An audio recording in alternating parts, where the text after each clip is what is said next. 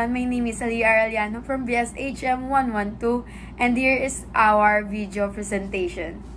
Good day everyone, this is our presentation of Region 2 Cagayan Valley and its provinces. Cagayan Valley, the smiling land of beauty, is the large mass of land in the northeastern region of Luzon, comprising today the provinces of Cagayan, Isabela, Nueva Vizcaya, Quirino, and the Batanes group of islands. It contains two landlocked provinces, Quirino and Nueva Vizcaya. The two provinces are relatively small in size, 3,057 square kilometer for Quirino, 4,081 square kilometer for Nueva Vizcaya, in population 147,000 and 365,000 respectively by the 2000 census. They are ruggedly mountainous and heavily forested.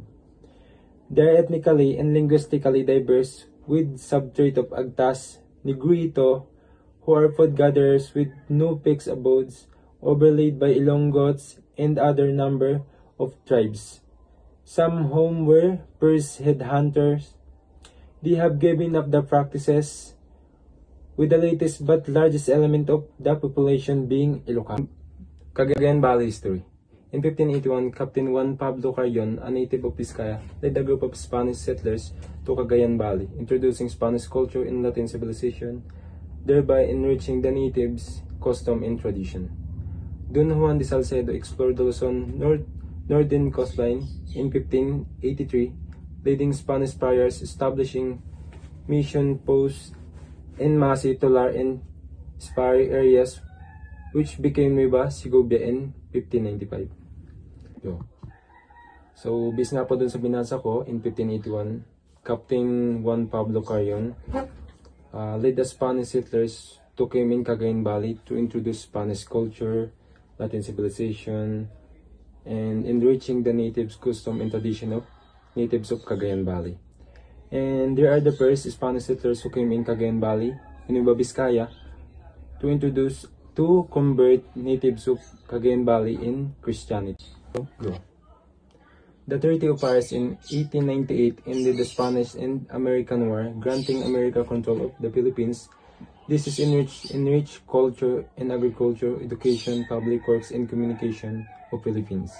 After 1902, American sovereignty, 35 municipalities were established, but only 29 remains, including Abulog, Alcala, Alakapan, Amulong, Apari, Bagaw, Ballesteros, Bugay, Calayan, Camalanyugan, Claveria, Enrile, Cagayan, Gataran, Gonzaga, Cagayan, Igig, Lalo, Lasam, Pamplona, Piña Blanca, Piat, Cagayan, Rizal, Cagayan, Sanchez Mera, Santa Ana, Cagayan, Santa Praxedis, Cagayan, Santa Teresita, Santo Niño, Cagayan, Solana, Cagayan, and Tuaw. For additional information and trivias, Cagayan is the second largest region in the Philippines, and its capital is Tuguegarao.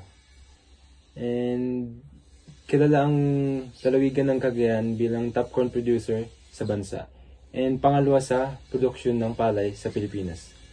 And the best time to visit in Cagayan Valley is 2 January and 2 June, before the typhoon season in the country. Cagayan Valley, also known as Region 2, is a region in the northeast part of Luzon, Philippines. The Cagayan Valley is known as one of the country's top agricultural regions because they produce a lot of products that are being distributed all over the country. And Isabela is also known for being the rice granary of the Philippines because of its large rice fields. Most of the original settlers in Cagayan Valley are indigenous people, but due to modernization and migration, most of the indigenous groups are gone, but they still form or contribute an integral part of Cagayan's Valley cultural identity. Before the influence of modern clothing, the indigenous people of Cagayan Valley had traditional attire that reflected their cultural identity and practical needs. Some of their clothes are Ibanag and Ganak. Although we are already in the modern day, some of the people in Cagayan Valley still use instruments like Kuribaw, Tulali, and Kurtang to promote and also to keep the culture alive. Region 2 is known as the country's top producer of both rice and corn because of the massive rice and corn fields they have. And they are also called the tilapia capital of the Philippines because they are biggest contributors all over the country. Superstitions often have deep roots in cultural traditions and folklore in Cagayan as in other parts of the Philippines. Superstitions may have been passed down through generations as a way to explain or cope with uncertainties in life, such as natural phenomena, illness, or luck. And they are also shaped by their cultural, psychological, and social factors. I am Ramniki Almanzor and I will be reporting the Cagayan Valley provinces. Batanes Group of Islands is the northernmost province of the Philippines. It's located between 121 degree 45 to 182 degree 15 east longitude and 20 degree 15 north latitude. It comprises 10 volcanic islands with 3 inhabited and 4 uninhabited within a 230-kilometer land area. It is the country's smallest. Batanes has a pleasant type of climate with 2 seasons. We have the Rabon and Amihan, and Kachachimuben rainy months. The province has 6 islands municipality including Sablang and Itbayan. At ipinagmamalaki din po ng Batanes ang 10 volcanic island sa Pilipinas at ang kanilang kakaibang kultura na impluwensyahan ng kasaysayan at kapaligiran na nag-aalok ng mga nakamamanghang tanawin at magkakaibang atraksyon. William Dampier, 1687, eyewitness, account of the Ivatan people described them as short, squat, round face, with hazel eyes, low foreheads, thick eyebrows, short noses, white teeth, black thick hair, and dark copper color skin. The 1990 census reported as a 24% increase in population distributed across 6 municipalities. The Ivatan people, a small island nation, limited resources, have a unique tallies on scrimping on resources to ensure food security. They produce unique food patterns like ubod, buns, kudit, and lumis.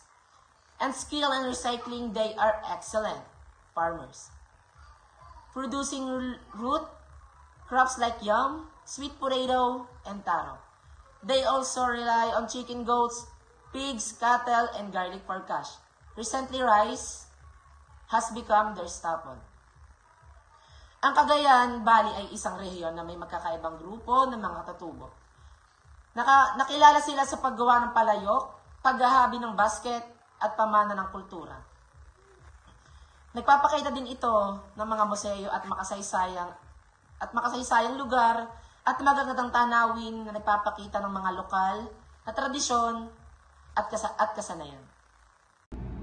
Batanes is one of the most popular tourist destinations in the Philippines. Batanes is an province located in northernmost part of the Philippines. It is composed by 10 islands with 3 major islands named Bataan, Sambatang, and Ibayat. The province is known for its breathtaking landscape, unique culture, and heritage site. Batanes is paradise of nature lover, adventure takers, and culture industry. It is destination that offers a unique and unforgettable experience for everyone who visits. And some of the tourist destinations in Batanes includes Sambat Island, Ibayat Island, Bataan Island, Mount Eraya, Yami Aman, Deatay Beach, Chawa Cave, Mount Materem, Radar Tukon, Runs of Songsong, San Jose Church, Cayuman Beach and Port, and San Carlos Borromeo Church. So that's all. Moving on to interesting fact. Archaeologist Phil Marbet, the discovery of Homo lucenensis of fossils in Calauqui suggests ancient human presence over 50 years ago. Where the legacy, the doodle fish known as the president's fish is a sought-after delicacy, famous from its taste and reality. A river of life, the Cagayan River is the longest in the Philippines, serving as a lifeline from the region. Here are other most visited spots in Cagayan: Palau Island, Calao Cave, Santa Ana, and Our Lady of Piat. Palau Island, known for its untouchable beauty, featured in the Survivor series, ideal for nature enthusiasts. Calao Cave, a magnificent cave with natural cathedral light, chambers illuminated by skylights. Next is Santa Ana, offers access to stunning beaches and Cagayan Special Economic Zone, and Freeport. Lastly is Our Lady of Piat, a basilica housing a revered Marian image, attracting thousands of devotees. In overall, Cagayan is a testament to the Philippines' rich in cultural tapestry and breathtaking natural landscape, making it capability destination for travelers. Cagayan's Ilocano language included English and Filipino, with Ilocano, Banag, Tawes, Malawag, and other dialects used by migrants. Most Cagayanos speak at least 2 languages. Sa Cagayan, kasama ang mga lokal na wika ang English at Filipino. Kasama ang Ilocano, Banag, Tawes, Malawag, at iba pang dialect na ginagamit ng mga dayon. Ang pagkakaiba-iba ng wikang ginagamit sa lugar ay nagpapakita ng diserbidad ng kultura at lipunan ng mga residente. So, ang sinasabi po dito na ang Isabela ay ang capital niya ay Iligan City. So, sinasabi din po na ang Isabela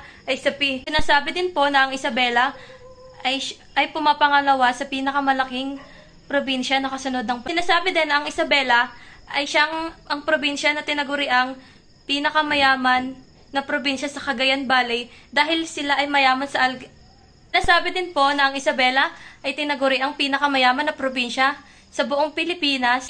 Una sa lahat ay mayaman sila sa agrikultura. Sila ang probinsya na pinakamayaman sa mga core at ang pagpapalay naman ay nakalocate sa Riana Mercedes Isabela. At sinasabi din po na ang Isabela ay tinaguriang Rice Bowl of the North and Capital Corn of the Philippines. At meron din pong Queen Province of the Philippines at sentro ng agrikultural. Ang pangunahing hanap buhay po ng mga taga-Isabela ay pagtatanim, pagbubukid at paghahayupo. At pag pumunta po tayo sa Isabela ay matatagpuan din po natin ang kanilang festival at tinatawag po itong Bambante Fest, Pride of Isabela. Ginaganap ito tuwing May 1 to 11. At sinasabi din po na ang Bambante Festival ay tinatawag na scarecrow na galing sa Ilocano term. Wait lang. Dimple, anong Tagalog ng farmers? Magsasaka, doon ka na.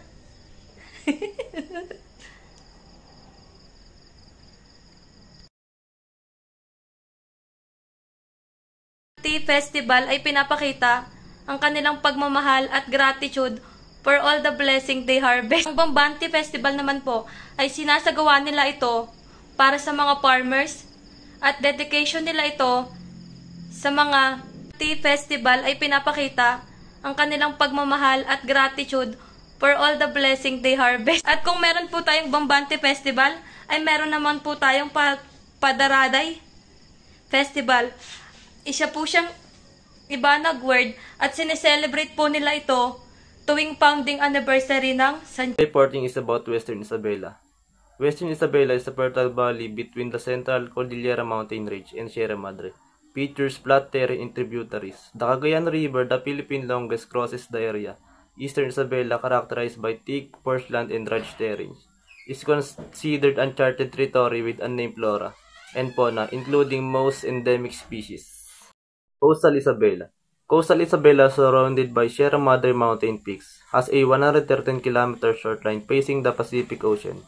It's rich in untapped fisheries and aquatic resources, with small island and white sand beaches.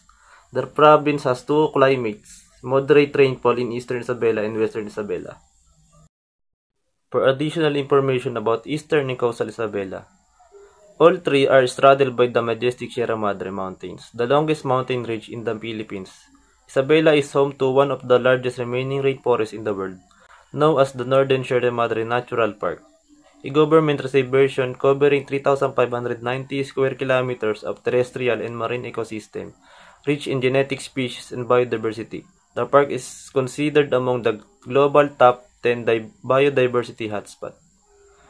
Isabela is home to Magat High-Rise Dam and Tourism Complex, known to the highest and biggest dam in Asia at the time its construction. Isabela comprises an aggregate land area of 10,665 square kilometer, representing almost 40% of the regional territory. The second largest province in the Philippines, in the land area located in Cagayan Valley, its capital and the largest local government unit in the city of Ilagan. These attractions collectively showcase the cultural, historical, and natural wonders of Nueva Vizcaya, making it an enticing destination for tourists seeking adventure and relaxation alike. Short trivia about the tourist attraction. Pinagmamalaki ng Nueva Vizcaya ang mga likas na yaman tulad ng mga talon, kuweba, at mga hot spring. Kabilang sa mga kilalang destinasyon ang Imugan Falls, Kapisaan Cave System, at ang Lupacs del Sur Hot and Cold Spring. Ang lalawigan ng Nueva Vizcaya sa Pilipinas, pangunahing nakakalintulad sa turismo ay umaasa sa pagmamanufacture na pagmamayari ng pamilya, agrikultura at mga produktong pang-agrikultura na may mataas na halaga tulad ng mga prutas at gulay upang mapalakas ang ekonomiya nila. Short trivia about Nueva Vizcaya. Nueva Vizcaya is known for pioneering organic farming practices, making it a leader in sustainable agriculture in the Philippines. So now I'm gonna report in Nueva Vizcaya. Nueva Vizcaya is a province in the Philippines situated in Cagayan Valley in Luzon.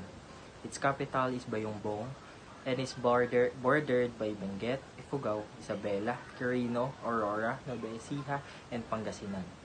The name may have originated from the Western Basque territories of Spain or the province of Vizcaya.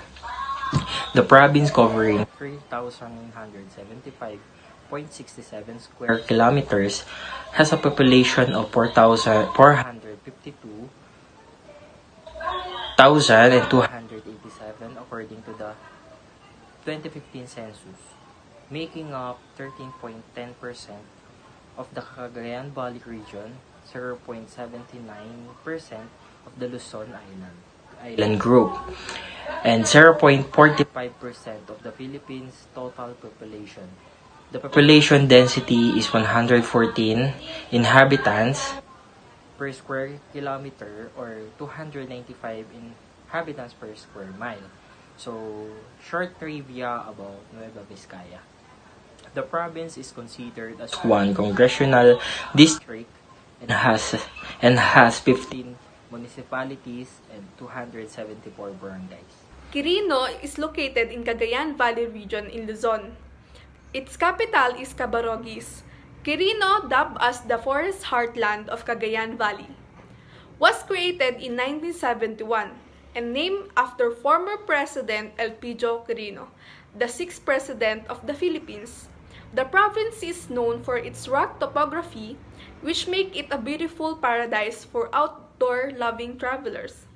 And lastly, Quirino, a landlocked province in the Philippines, is named after Elpidio Quirino, the 6th President. It borders Aurora, Nueva Vizcaya, and Isabela, and covers 305,718 hectares, accounting for 11.5% of the Philippines' total land area. Quirino Province, with 6 municipalities and 132 barangays, is predominantly mountainous, covering 80% of its area. Major topographical features include connecting mountains with Sierra Madre mountain range acting as a natural barrier. Undulating areas are mostly located in northern municipalities like Tipon, Saguday, Cabarogis, Aglipay, Madela, and Nagtipunan. Long before its creation, Quirino was the forest region of the province of Nueva Vizcaya, inhabited by the tribal groups popularly known as the Negrito or Pugots. These tribal groups roam in hinterland and built their huts in the heart of the jungle area. The languages in Quirino are Ilocano, Ifugao, Bungkalot, Pangasinan, Kankanae, Tagalog, and English. But Ilocano dialect is widely used in the lowlands of the various municipalities, while Ifugao is the predominant dialect in the upland parts.